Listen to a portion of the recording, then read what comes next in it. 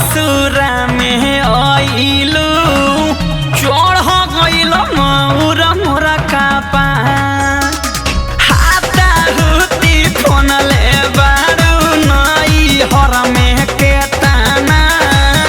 कोह दब हो गइलू हम होली होवे रंगे दाना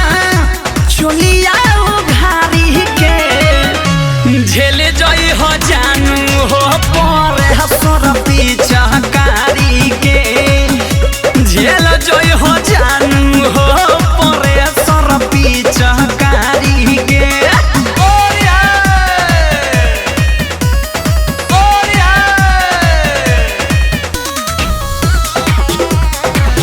यही पैगाम हर सिंगर को देगा अपना पहचान।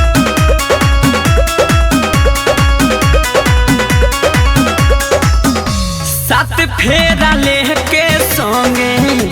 आहिल बारू हमारा मुड बारंगीन तनी बंद कर कमारा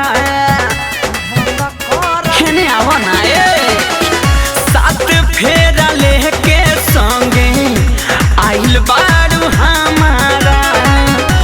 मुड बारंगीन तनी बंद कर कमारा धन छिटकिली भर भीतर के मारी के झेल जई हो जानू हो पर सर पीछा कारी के झेल जई हो जानू हो पर सर पीछा कारी के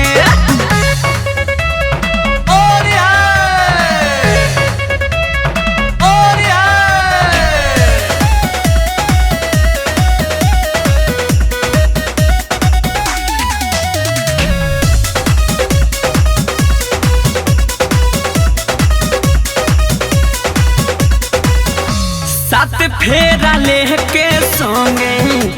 आहिल बारू हमारा मुड बारंगीन तनी बंद कर कमारा हेने आवा ना सात फेरा लेके संगे आहिल बारू हमारा मुड बारंगीन तनी बंद कर कमारा धन छिटकिली भर भीतर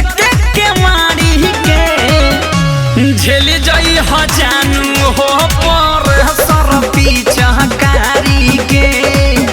झेल जई हो जानू हो पर सर पीछा कारी के फागुन में शादी भइल ससुरा में